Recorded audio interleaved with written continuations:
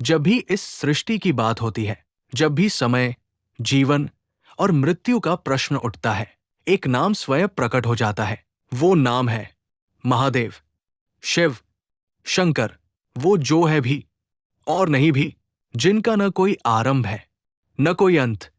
कहते हैं जब इस ब्रह्मांड में कुछ भी नहीं था, न आकाश, न पृथ्वी, न समय, तब केवल एक ऊर्जा थी, एक अनंत चेतना। वही चेतना शिव है। शिव कोई शरीर नहीं, शिव एक अवस्था है। शिव वो शून्य है जहां सब कुछ समाप्त होता है और वहीं से सब कुछ जन्म लेता है। एक बार सृष्टि के रचयिता ब्रह्मा और पालनकर्ता विष्णु के बीच विवाद हुआ। दोनों ये जानना चाहते थे कि सबसे महान कौन है। तभी अचानक एक विशाल अग्नि स्तंभ प्रकट हुआ, इतना विशाल कि उसकी कोई सीमा नहीं दिख रही थी। ब्रह्मा ऊपर की ओर बढ़े, विष्णु नीचे की ओर गए। सालों बीत गए, लेकिन न अंत मिला, न आरंभ।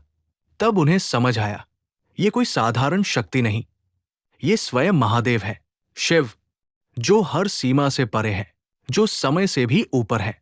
लेकिन शिव केवल संहारक नहीं है, वो करुणा के सागर भी है। जब समुद्र मंथन हुआ तो सबसे पहले निकला एक भयंकर विष, हलाहल, इतना खतरनाक कि पूरा ब्रह्मांड नष्ट हो सकता था। देवता घबरा गए, दानव डर गए। तब एक ही शक्ति आगे आई, महादेव। उन्होंने बिना सोचे, बिना डरे पूरा विष अपने कंठ में धारण कर लिया ताकि ये संसार बच सके। उनका गला नीला हो गया और वो कहलाए नीलकंठ।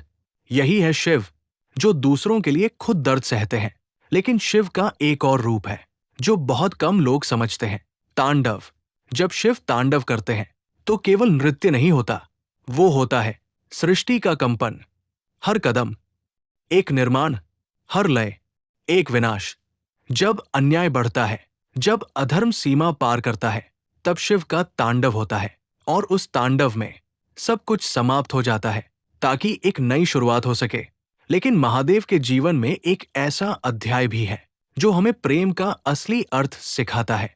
पार्वती पार्वती ने शिव को पाने के लिए कठोर तपस्या की, सालों तक कठिन साधना, ना आराम, ना इच्छाएं, सिर्फ एक लक्ष्य, महादेव। और अंततः उनकी भक्ति ने शिव को झुका दिया। महादेव ने उन्हें स्वीकार किया। ये प्रेम कोई साधारण प्रेम नहीं था, ये था आत्मा का मिलन। शिव का परिवार भी अद्भुत है। एक तरफ है गणेश, बुद्धि और सफलता के देव। दूसरी तरफ कार्तिकेय, शक्ति और युद्ध के प्रतीक। और उनके साथ नंदी, उनका सबसे प्रिय साथी। ये परिवार हमें सिखाता है कि अलग अलग स्वभाव के लोग भी एक साथ रह सकते हैं। लेकिन सबसे बड़ी बात, शिव हमें क्या सिखाते हैं? शिव सिखाते हैं शांत रहना जब दुनिया शोर करे।